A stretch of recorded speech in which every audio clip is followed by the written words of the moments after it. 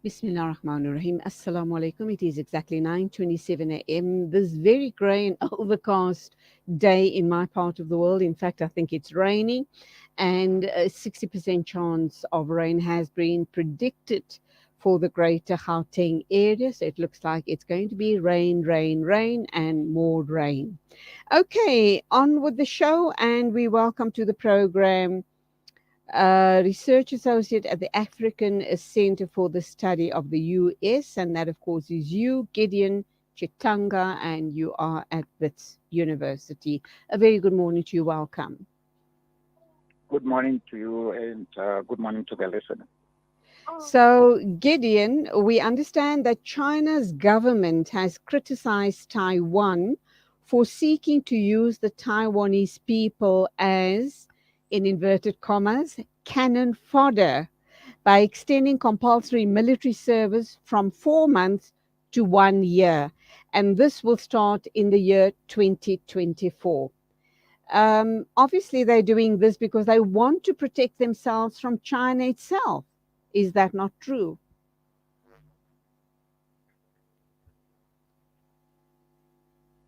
Gideon, are you there? Yes. I missed the last part of the question, but Okay. Do you want me to repeat the question?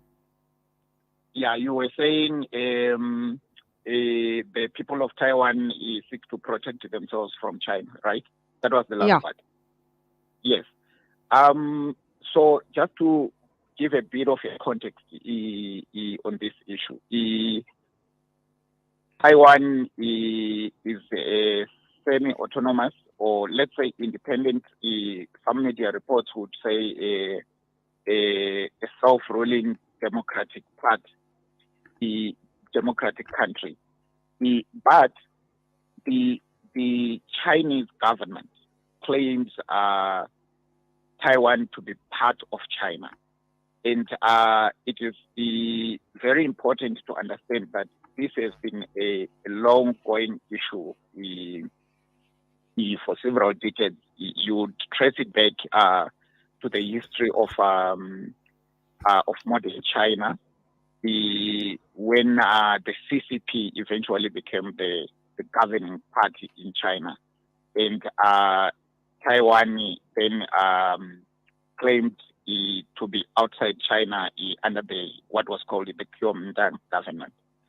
The issue is the China mainland has never renounced that Taiwan is part of the sovereign China, and this issue has been going back and forth in the sense of whether Taiwan would negotiate its status as part of China, or if the problem would actually escalate until other means are applied to address this big question of unification.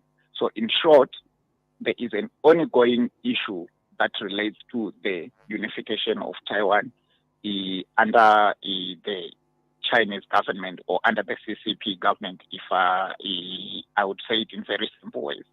But in recent times, you remember the visit of Nancy Pelosi to Taiwan. It escalated that issue because from the perspective of the government of the CCP, the US and the international community recognizes the authority of China over Taiwan. In other words, you could actually see that there are very few countries in the world that have direct diplomatic relations with Taiwan, because they have diplomatic ties with the government of the CCP, which is the main authority. We have, Gideon, we have actually touched on this issue in a previous interview. And it's interesting that this has now come up again. And as you rightly say, a lot of countries don't recognize Taiwan simply because of their bilateral trade agreements with the CCP or the Chinese government. Historically, in our previous interview, I think you indicated that Taiwan, going back a couple of hundred years, or historically, Taiwan was part of the mainland of China, was it not? Yes, yes, yes. That is the key issue, and this is why there is a question about unification. In other words, the issue or the problem which is currently faced between China and Taiwan, so the government of the CCP and Taiwan, it would be a question of whether the two should unify, and if so, how. And just before you intervened, I was about to say in the last Congress of the CCP stated very clearly that Taiwan is part of the sovereign government of China. That's the first major point to understand. The second point is that they stated that they would be willing to explore all peaceful measures to reunify Taiwan with China. Then the second part that is key to understanding this issue is they've said they would not renounce the military measures to achieve this unification. And in recent weeks, what we have seen, the continuation of what are called military exercises. Taiwan has claimed that they are seeing Chinese planes and other infrastructures within their territory. And this idea of calling the Taiwanese young people to go for a 1 year of military training is basically a response to this military exercises. In other words, they send a signal to the world, to China, to say that the Taiwanese government is militarily mobilizing against China. And what you have just quoted previously is a response from the Chinese government to say that this mobilization is a threat, is an escalation of conflict, is defiance to reunification of Taiwan with China. And I don't think that there is going to be a very quick solution to this issue.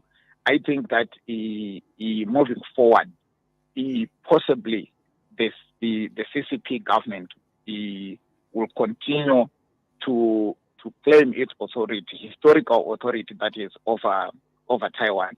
The key issue is how will the CCP government and the current Taiwanese government, which by all means look to be at poles in terms of addressing the issue, and secondly, the involvement of the U.S. As the chief backer of the Taiwanese government. How will this play out to ensure that this problem, which is a very historical issue, is eventually solved? And I think when it's solved peacefully. Gideon, I'm just wondering, can I go ahead? Yes. Gideon, I'm just wondering, do you think there's a possibility that we'll be seeing another scenario like the China-Ukraine scenario playing out between China and Taiwan? And that is very scary, is it not? Yes, the Russia-Ukraine conflict. It is very, very, very scary. If you look at how this issue is reported in Western media, it is flagged as an issue that the West, and particularly the U.S., would like to keep its attention on. Taiwan is a key ally of, as small as it is a key ally of the U.S. The U.S. directly supports Taiwan militarily, and it is also there is an embedded Western interest in Taiwan's technology industries. But the major issue is the issue of sovereignty is a huge problem, and is one issue that is difficult to resolve everywhere, whether in Africa or the current context that we are discussing between Taiwan and China. It's very difficult. And the best way to address it is to urge dialogue amongst the concerned partners, because there is no country in the world that is willing to cede its sovereignty. In other words, it is one of the key existential issues. And as long as there is an issue of sovereignty on the table, its resolution is difficult. It takes a lot of time. It takes a lot of issues shifting.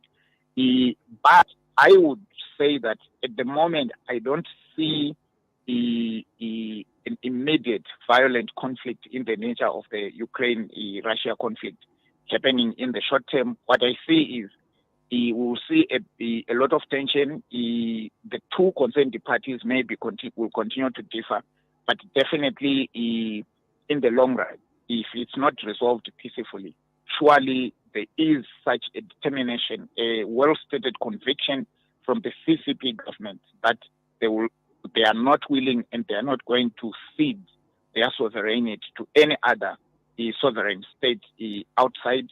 They would rather deal with this matter internally, which means outside international exertions, but finding their own ways to address the issue as Chinese people, and this is what they have stated.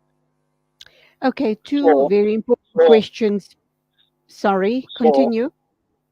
Yes, for the other parties who are interested, including the US, I think they should treat carefully and avoid a scenario like we had when Nancy Pelosi visited Taiwan and then escalated this conflict, possibly urging the parties to continue on a path of dialogue. I think it's very critical.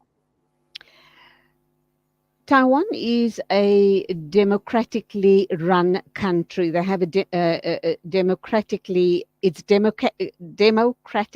governed country, whereas China is communist. What do you suppose would happen if in a couple of years' time China does, by whatever means, if it's either through dialogue or through an invasion, that they take back Taiwan? How is that going to play out? And then let's also make a comparison with how Hong Kong was reintegrated into China. There are still ongoing problems with that situation, is there not? I mean, young people in Hong Kong pushed back as hard as they possibly could. Lots of them were thrown into jail because they were activists. They didn't want to be reintegrated into China. But that 99-year lease with the UK had then come to an end. And I think there was no turning back from that agreement. So do we see something similar playing out here? Your question actually raises two very important issues. One relates to in the case where colonial entities played a role, how has their role played out in terms of transitioning to sovereign reunification, and the other is the systems of government that then applies. So for the first one, surely once a colonial authority or an interested party renounces its authority, then it remains an issue for the ruling government to decide which model of government would they adopt. So I guess that's what happened to Hong Kong. The second thing is you will always find a certain level of division or domestic polarization, people with different interests. And definitely one idea will have to prevail. So at some point, unification might have to happen. But I think the authorities will have to look at a whole lot of things in terms of how they want to govern. Does the country, or does Taiwan directly come under the authority of China and take the current governing system, or they can say we will have a semi-autonomous relationship. You have had this type of governance over several years, so you can retain that form of governance. You have elections, you elect your leaders, but then these leaders are accountable to the government of the mainland. So how you choose and change your domestic leaders would not become a problem. The this might be more theoretical than practical, because obviously the central authority will always have to directly manage the security, the economy, make sure that because it's one country, right? The system of government that applies elsewhere is applied in Taiwan, as in Hong Kong, and as in other provinces of China, if you like. I think you see, I have come to a point where I do not worry that much about the political system, what democracy means in one part of the world as compared to the other. I think what is key is, will there be a stable political system that is accountable to the citizens, and maybe the majority of the citizens are happy with such a political system. So that becomes the key question in unification, and that is also maybe a question that would need to be settled, hopefully in a transition that would be potentially based on dialogue, because it changes a lot of things. It's not like waking up the next day and saying this country is under this authority and then it ends there. A lot of things have to shift. Okay, and just a very short, sharp answer regarding the unification of Hong Kong into China. How's that going? There's been, as I've said in my earlier question, lots of pushback by young activists. Has that settled down now? I think the Hong Kong looks very stable. It's economically on the rebound. Lesser and lesser of the protests that you have referred to previously. But these are populations who were used to different political systems, and I think it takes a bit of time to identify with what would be a new system. But the key leaders in Hong Kong recognize the authority of the CCP, and I would say that they look to be developing well, and that part of China is quite stable.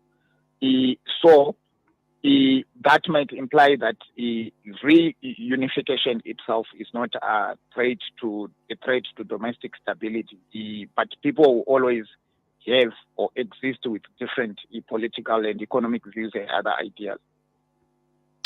Gideon Chitanga, Research Associate at the African Center for the Study of the U.S. at the University of Wits. Thank you indeed for your deep insights into the issue of China and Taiwan.